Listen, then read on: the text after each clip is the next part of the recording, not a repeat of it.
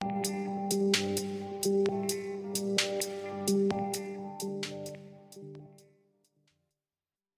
Students, welcome you all in our periwinkle 555 YouTube channel. तो आज हम बात करने वाले हैं क्लास 10th के साइंस पेपर 2 के लेसन नंबर 8 के बारे में, that is cell biology and biotechnology. तो इस लेसन के पिछले वीडियो में हमने जाना एडिबल वैक्सीन्स के बारे में, एडिबल वैक्सीन्स क्या होते हैं। वैसे ही हमने जीन थेरेपी के बारे में इंफॉर्मेशन ली और हमने क्लोनिंग के बारे में इंफॉर्मेशन ली। उसमें क्लोनिंग में हमने दो टाइप जो है reproductive cloning and therapeutic cloning के बारे में डिस्कस किया। तो चलिए बढ़ते हैं अपने नेक्स्ट टॉपिक की ओर, that is page number 95 of your textbook and topic is industrial products और white biotechnology. So industrial product and white biotechnology, उसे ऐसे नाम क्यों दिया है, चलिए देखते हैं। So various industrial chemicals can be produce through the less expensive processes.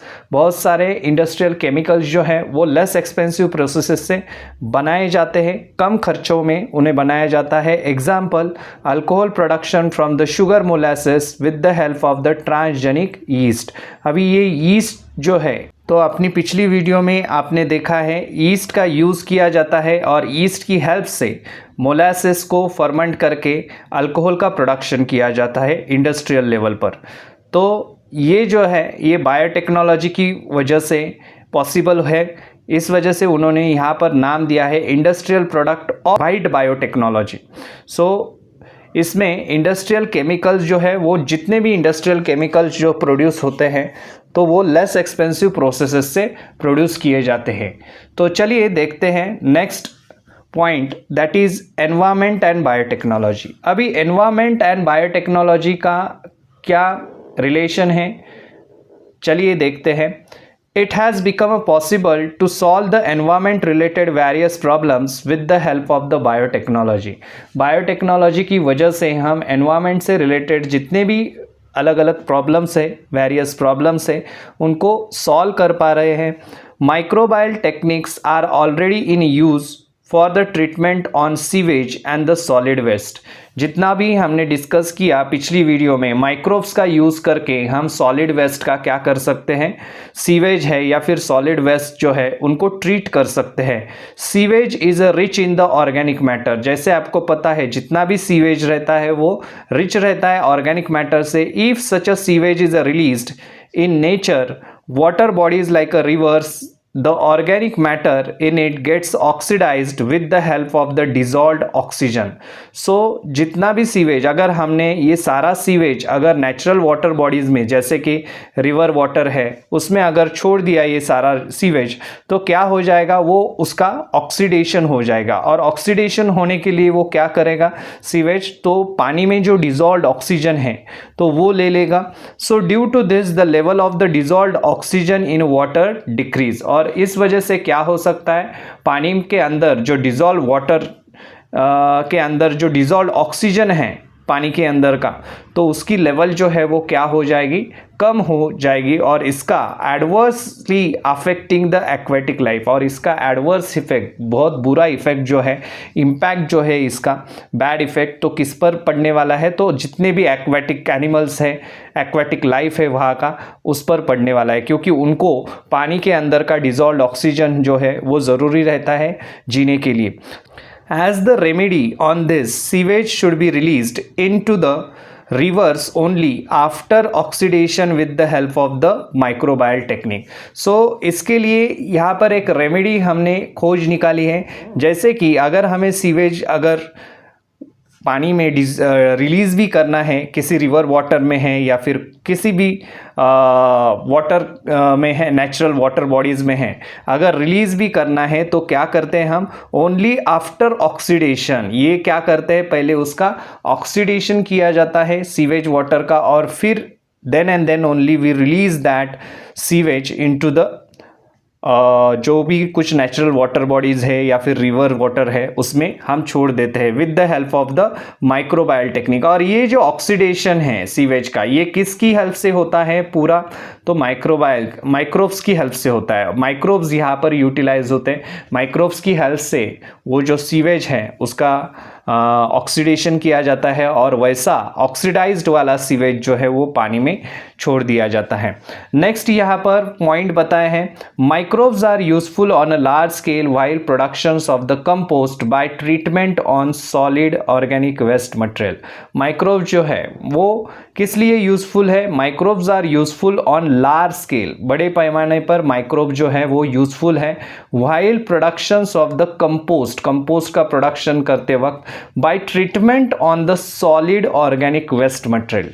Solid organic waste material पर अगर हम ट्रीट करते हैं उसको, तब भी माइक्रोब्स का इस्तेमाल बहुत ज़्यादा तरीके से होता है। उसका इम्पोर्टेंस जो है माइक्रोब्स का वहाँ पर भी हमें दिखाई देता है। नेक्स्ट जो है bio remediations, bio pesticides, bio fertilizers, bio sensors, ये सारे बायोलॉजी से रिलेटेड टर्म्स है।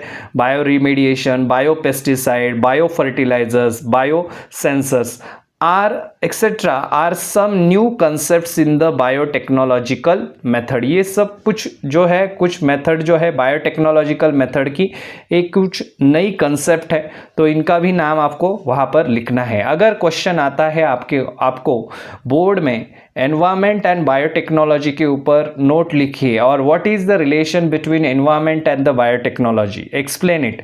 सो दैट टाइम आपको ये कंटेंट आप लिख सकते हैं और ये जो 2 पॉइंट दिए हैं वो भी आपको वहाँ पर मेंशन करने हैं। Bio remediation means either absorptions or destructions of toxic chemicals and harmful pollutants with the help of the plants and microorganism। बायोरिमेडिएशन किसे कहा जाता है, इसके ऊपर भी आपको एक्सप्लेन द टर्म के लिए बोर्ड में क्वेश्चन पूछा जाता है, व्हाट इज बायोरिमेडिएशन। दैट टाइम आप लिख सकते हैं बायोरिमेडिएशन मीन्स आइदर एब्जॉर्प्शंस और डिस्ट्रक्शन ऑफ टॉक्सिक केमिकल, जितने भी टॉक्सिक यानी कि पॉइजनस केमिकल है उसका आइदर एब्जॉर्प्शन या फिर डिस्ट्रक्शन किया जाता है। एंड हार्मफुल पोल्यूटेंट्स किसकी हेल्प से ये किया जाता है, प्लांट्स एंड माइक्रो ऑर्गेनिजम्स की हेल्प से। या हार्मफुल पोल्यूटेंट्स है या फिर केमिकल्स है टॉक्सिक, उसका एब्जॉर्प्शन या फिर उसका डिस्ट्रक्शन किया जाता है, तो उसे बायो रिमेडिएशन कहा जाता है।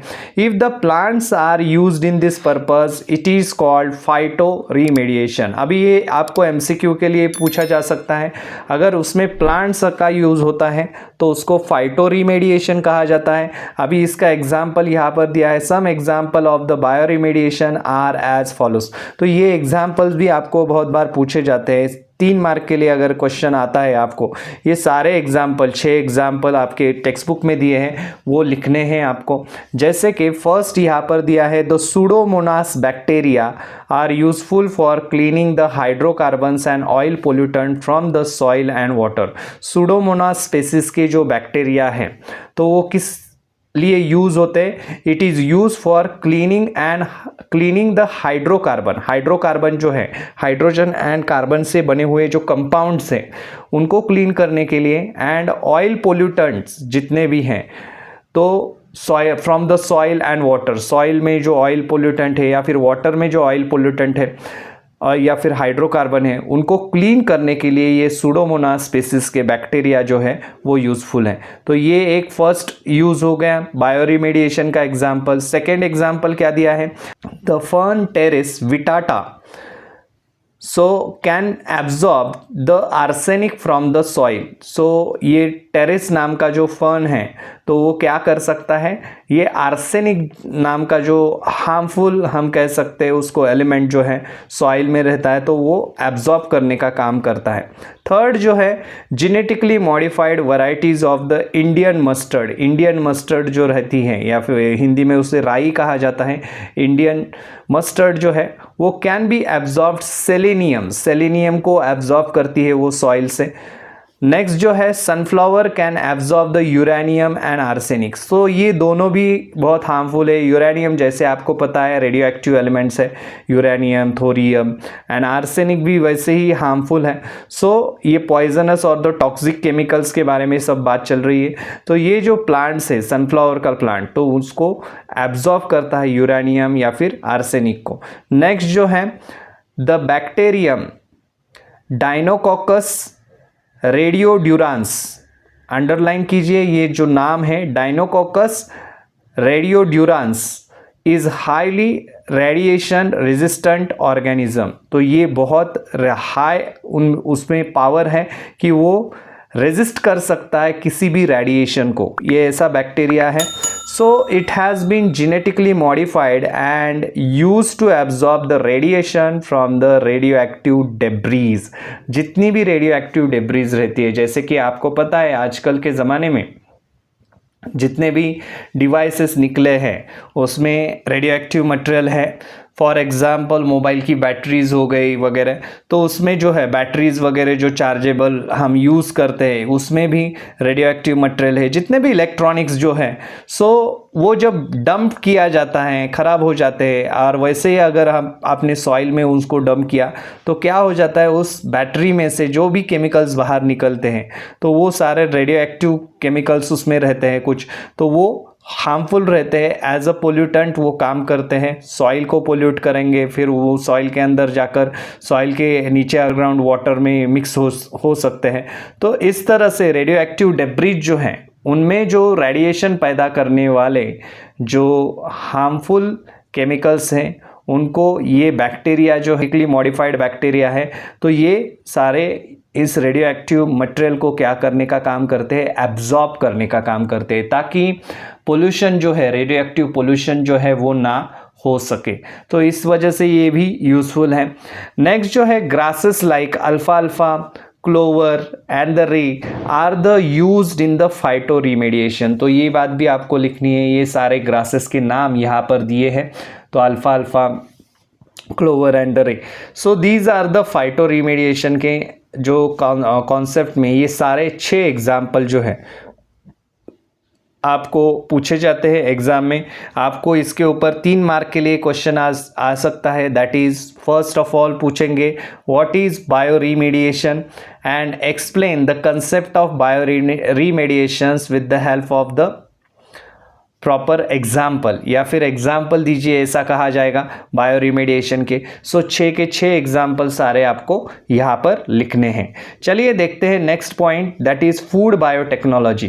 Food items like a bread, cheese, wine, beer, yogurt, vinegar are produced with the help of the micro organism. जैसे कि आपको पता है, हमने पिछले वीडियो में भी देखा कि ये सारे जो प्रोडक्ट है, डेयरी प्रोडक्ट, कुछ इसमें डेयरी प्रोडक्ट भी है, तो ये जो है प्रोडक्ट फर्मेंटेशन प्रोसेस से किए जाते हैं और फर्मेंटेशन होने के लिए माइक्रो ऑर्गेनिज्म की ज़रूरत रहती है।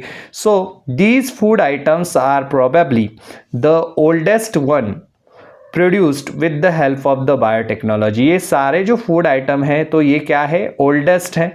So one produced with the biotechnology, biotechnology की हेल्प से ये प्रोड्यूस किए जा रहे हैं। बहुत मतलब ब्रेड है, चीज़ है, वाइन है, ये सारे जो एग्जाम्पल हैं, तो ये जो फूड प्रोडक्ट है माइक्रो ऑर्गेनिजम्स की हेल्प से बनाए जाते हैं, फर्मेंट करके उनको। इस वजह से उन्होंने वहाँ पर रेफरेंस दिया है कि बायोटेक्नोलॉजी ही उसमें काम में आती है। नेक्स्ट जो कंसेप्ट आती है आपको एक्सप्लेन द टर्म करके एग्ज़ाम में 2 मार्क के लिए तो एटलीस्ट आता है, या फिर नोट के लिए क्वेश्चन आता है व्हाट इज़ डीएनए फिंगरप्रिंटिंग और write a note on DNA fingerprinting.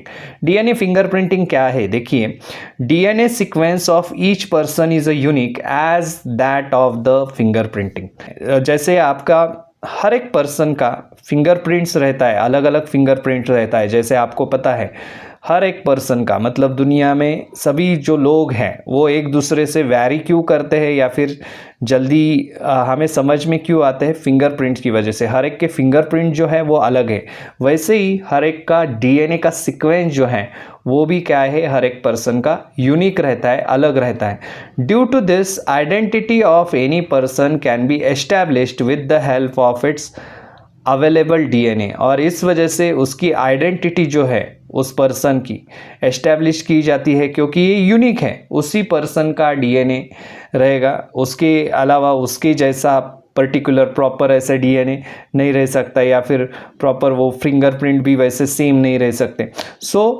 इस वजह से उसको यूनिक आइडेंटिटी कहा है, and can be established with the help of its available DNA. This is called DNA fingerprinting, और इसी को हम क्या कहते हैं, DNA fingerprinting कहा जाता है। It is mainly useful in the forensic science. Forensic science यानी कि क्या, जिसमें आइडेंटिटी की जाती है, खास करके क्रिमिनल्स जो हैं उनको पकड़ा जाता है। फोरेंसिक साइंस में वही किया जाता है, फिंगरप्रिंट्स की हेल्प से जो मर्डरर है, जिसने मर्डर किया है या फिर जो कुछ बुरा काम किया है, ऐसे लोगों को हम पकड़ सकते हैं, पुलिस जो है वो पकड़ लेती है। ये फोरेंसिक साइंस में इसी का बहुत यूज़ होता है, डीएनए फिंगरप्रिंटिंग का। Identity of the criminal can be establish, देखिए यहाँ पर भी दिया है, एक क्रिमिनल, किसी भी क्रिमिनल की आइडेंटिटी इजीली एस्टेब्लिश्ड हो जाती है with the help of the any part of its body. कोई भी पार्ट, अगर उस जहाँ पर भी वो कुछ घटना घटी है वहाँ पर कुछ भी पार्ट उस क्रिमिनल का अगर मिल जाता है, जैसे कि बाल है, सिर का बाल है, या फिर नाखून है, या फिर कुछ भी स्किन का कुछ भी पार्ट है, स्किन वगैरह है, तो उससे भी आइडेंटिफाई हम कर सकते हैं, डीएनए उसका डीएनए का सीक्वेंस जो है वो जान सकते हैं। और आप जैसे आपको बताया मैंने कि हर एक पर्सन का यूनिक रहता है वो डीएनए का सीक्वेंस, इस वजह से वो क्रिमिनल जो है वो इजीली हम पकड़ सकते हैं उसको। Found at the site of the crime, and similarly identity of the father of any child can be establish. किसी भी चाइल्ड के फादर जो है वो उनकी आइडेंटिटी भी उससे की जा सकती है। This research is performed in the Center for DNA Fingerprinting and Diagnostics, Hyderabad. ये सारा जो है डीएनए फिंगरप्रिंटिंग का जो काम है वो कहाँ पर चलता है, तो ये भी आपको लिखना है। This research is perform in the centre for DNA fingerprinting and diagnostic नाम का जो है हैदराबाद में इंस्टीट्यूट है, वहाँ पर, या फिर हैदराबाद में ये रिसर्च सेंटर है, वहाँ पर ये डीएनए फिंगरप्रिंटिंग जो है वो मैच करके देखे जाते हैं, वहाँ से वो रिपोर्ट आती है डीएनए फिंगरप्रिंटिंग की। फॉरेंसिक साइंस में उसका बहुत बड़ा योगदान हम कह सकते हैं, कंट्रीब्यूशन हम कह सकते हैं डीएनए फिंगरप्रिंटिंग का। तो चलिए देखते हैं नेक्स्ट जो पॉइंट दिया है यहाँ पर, cleaning of oil spillage in the ocean, ऐसे करके बॉक्स में आपको एक इंफॉर्मेशन दी है। एमसीक्यू के लिए इसके ऊपर क्वेश्चन आ सकता है एग्जाम में। If the oil spillage occurs it adversely affects the marine life, अगर ऑयल स्पिल हो जाता है, जैसे कि आपको पता है ट्रांसपोर्ट जो है पूरा वाटर वे से ही किया जाता है, वाटर के माध्यम से ही पूरा ट्रांसपोर्ट जो है ऑयल का वगैरह, जो क्रूड ऑयल है कोई भी, तो वो किया जाता है। तो अगर बाय चांस अगर ट्रांसपोर्ट के दौरान क्या हो जाता है, ऑयल जो है, ऑयल कैरी करने वाली जो शिप है वो अगर पलट गई, ऑयल के जो स्टोर किया हुआ जिसमें वो बैरल जो है वो अगर पानी के अंदर गिर गए, तो क्या हो जाएगा, पूरा ऑयल जो है वो फैल जाएगा सब तरफ। तो ये मराइन लाइफ के लिए बहुत एडवर्स इफेक्ट करता है। Now cleaning the ocean without any harm to the environment is a cheaper way has become possible with the help of the oil digesting and fast multiplying bacteria. तो ये जो oil है समुद्र में, अगर ये ऑयल सब जगह फैल जाता है, पानी के ऊपर लेयर बन जाती है, और जैसे कि पता है ऑयल का लेयर जो है वो पानी के ऊपर बन गया, तो क्या हो जाएगा, ऑक्सीजन जो है, हवा का जो ऑक्सीजन हवा में प्रेजेंट रहता है, वो ऑक्सीजन पानी के साथ मिल नहीं सकता, घुल नहीं सकता, और जो ऑक्सीजन वो वाटर का डिजॉल्व ऑक्सीजन जो है वो एक्वेटिक लाइफ जो है, या फिर प्लांट जो है, या फिर एनिमल जो है, उनको मिलेगा नहीं। तो वो जो ऑयल का लेयर जो है पानी के ऊपर जो जमा हो गया है, तो उसको निकालने के लिए ऑयल डाइजेस्टिंग बैक्टीरिया जो है उनका हम इस्तेमाल करते हैं। और ये जो बैक्टीरिया है उनकी प्रॉपर्टी यहाँ पर बताइए, फास्ट मल्टीप्लाइंग बैक्टीरिया, मतलब उनकी संख्या जो है, नंबर जो है वो जल्दी जल्दी बढ़ भी सकते हैं। India born American citizen and the scientist यहाँ पर दिया है, यहाँ पर आपको बताया है कि इंडिया बॉर्न इंडिया में जन्मे हुए लेकिन अमेरिकन सिटीज़न हैं अभी और साइंटिस्ट हैं। क्या नाम है उनका? डॉक्टर आनंद मोहन चक्रवर्ती। सो ये नाम आपको याद रखना है। Had for the first time suggested the use of such a microbes. उन्होंने पहली बार ये इन माइक्रोब्स का यूज़ जो है वो सजेस्ट किया था first time. And naturally the credit for this discovery goes to him. और उसका क्रेडिट जो है वो उनको जाता है, इन साइंटिस्ट को। ये साइंटिस्ट का नाम आपको MCQ के लिए भी ये क्वेश्चन जो है वो पूछा जा सकता है।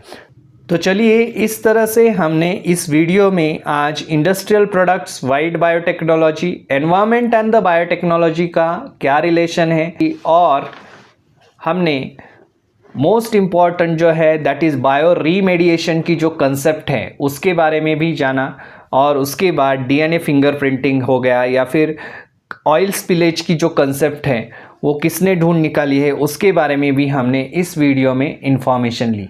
तो चलिए मिलते हैं अपने नेक्स्ट वीडियो में। तब तक के लिए चैनल को देखते रहिए, सीखते रहिए, और अगर हमारे चैनल पर आप पहली बार आए हैं तो चैनल को सब्सक्राइब कीजिए और बेल आइकॉन को प्रेस करना ना भूलें। धन्यवाद।